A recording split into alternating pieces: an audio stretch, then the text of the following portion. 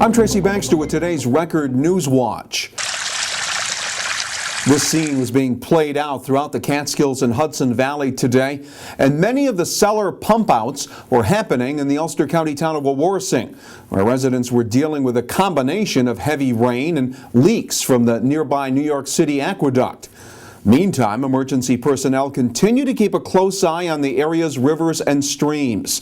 A flood watch is in effect for our part of the state, with word that we could be hit with an additional 2 to 3 inches of rain by noontime Friday. To get the latest local flood watch information, keep checking recordonline.com/storm.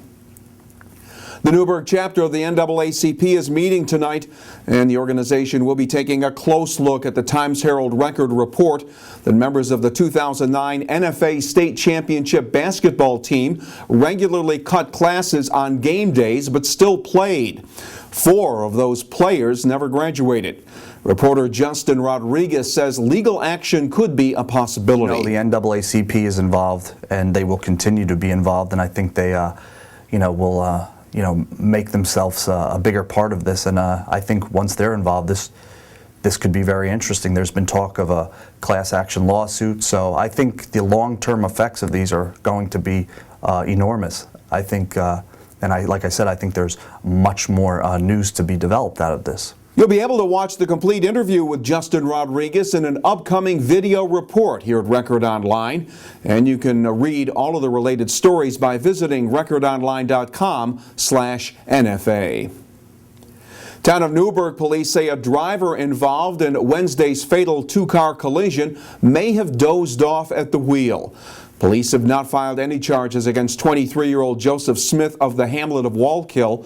Eyewitnesses say his car drifted into the oncoming lane of Route 300 near Mountain View Avenue, where it slammed into a car driven by 28-year-old Melinda Olympia of Plattekill. Her daughter, 4-year-old Nicolina Conklin, was pronounced dead after being rushed to St. Luke's Cornwall Hospital. Police say the child was properly buckled in a rear car seat. We in government have also been put in the unenviable situation of trying to balance budgets with sharp drops in revenues and increased demands on our services. Well, saying more layoffs and higher property taxes should not be the only options. Sullivan County Legislative Chairman Jonathan Ruis is calling for meetings with local union leaders to talk about the rising employee costs, including benefit packages. His call came during last night's State of the County speech. I'm proposing the creation of a county workforce and labor task force comprised of labor officials, management, elected officials, and members of the public to examine these issues and file a written report with recommendations no later than September 1st. Collectively, I'm confident we can find solutions that allow for the county to continue to deliver essential services and minimize the already enormous tax burden.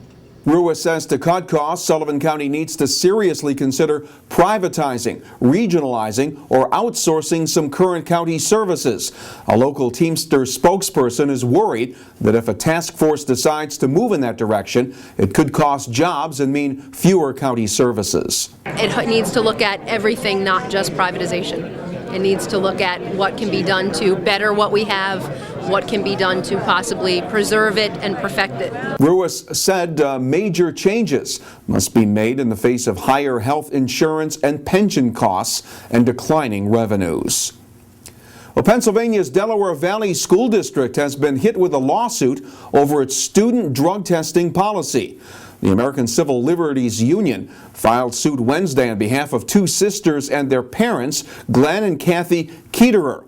The policy requires students involved in extracurricular activities or who drive to school to submit to a mandatory initial drug and alcohol test and then random testing during the school year. The ACLU claims the Delaware Valley policy violates a 2003 state Supreme Court ruling requiring districts to justify drug testing programs. And it's good news for the Air National Guard base at Stewart Airport. The Air Force has announced that they'll be replacing Stewart's old C-5A transport planes with new C-17 aircraft. The C-17s will fly troops and cargo on transatlantic deployment missions from Stewart to the Middle East, as well as aid to disaster areas. Hudson Valley Senator Kirsten Gillibrand says the Air Force decision to choose Stewart will ensure the base's continued strategic importance. Now, the first two C-17s should arrive at Stewart in July. The Catskills and Hudson Valley regions remain under a flood watch, with more heavy rain possible by the time the wet weather eventually moves out. Tomorrow will be cloudy, with rain continuing during the morning hours before ending by afternoon. Daytime highs will be in the mid-50s. Saturday will be mostly cloudy with a slight chance of a late day shower. Temperatures will reach the low 50s. Record Online will keep you informed of any major flooding problems, and to get caught up on all that's going on, pick up a copy of tomorrow's Times-Herald Record. For Record Newswatch, I'm Tracy Baxter.